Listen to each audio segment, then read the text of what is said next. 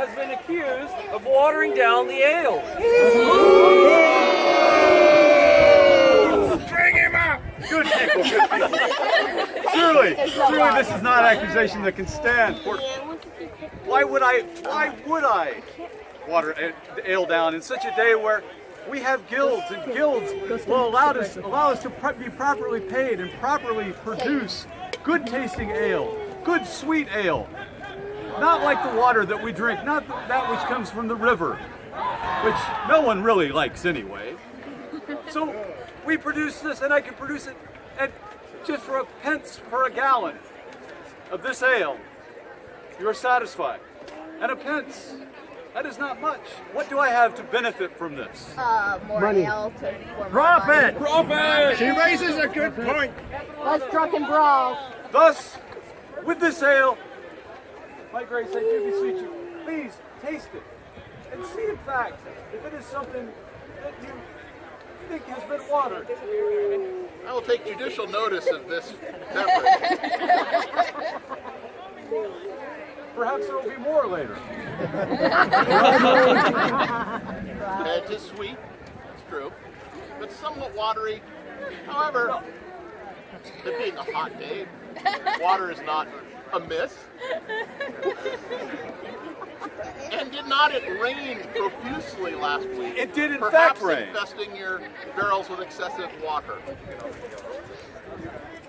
Oh, it is a somewhat watery brew, but not excessively so. However, the final judgment rests with the jury. What say you? Has this brewer foully watered his beverage?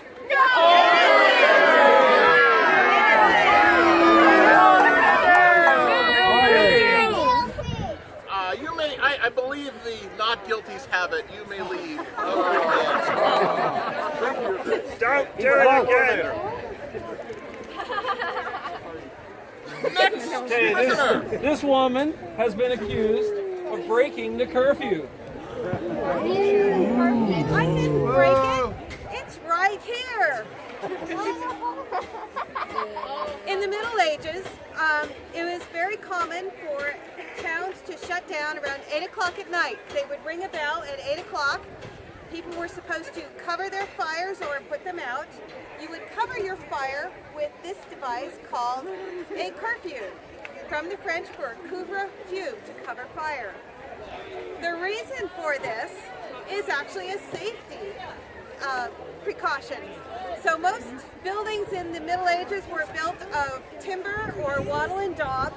Most roofs were either thatch or wooden shingles. In towns, it was required to have a wood shingle roof or to plaster over your thatch. That kept fire from spreading quite so quickly.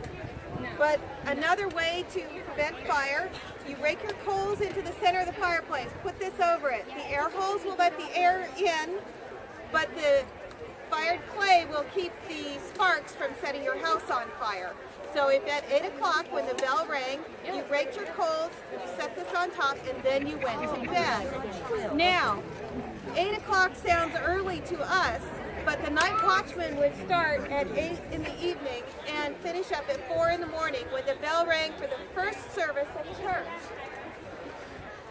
Markets would open at 6 a.m.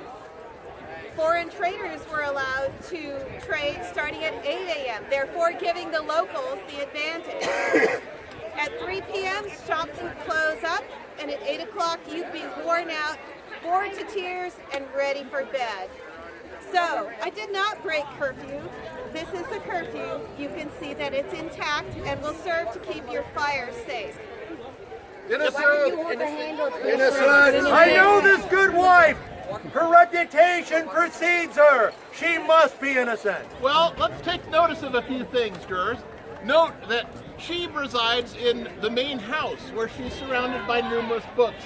And she has the look of a woman who might read books. Perhaps late into the hour. She can read. Innocent. But it is your determination. What say you? Innocent.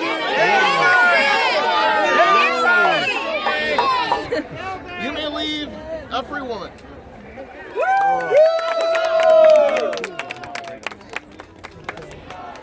So this man has been accused of translating the Bible into English. Translating the Bible into English, that's heresy!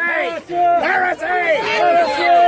Good people of the Shire, I have been accused, yes, of translating the Bible into English.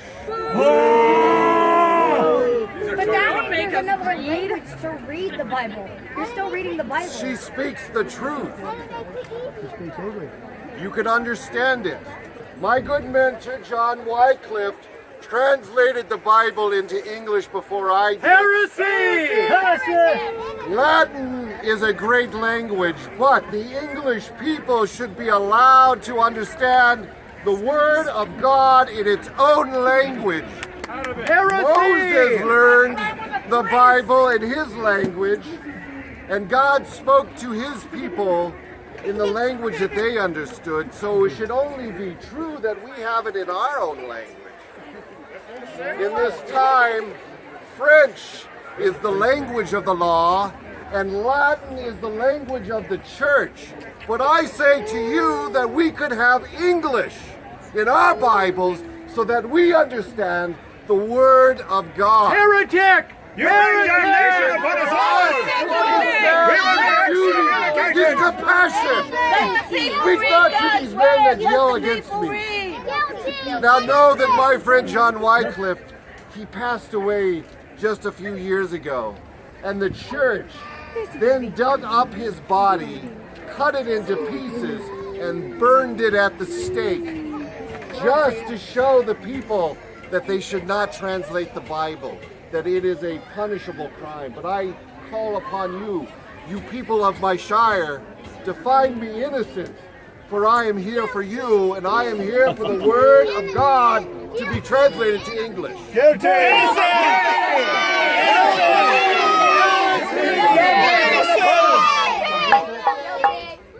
The man's admitted his crime. He's guilty. Take him away. Take him away.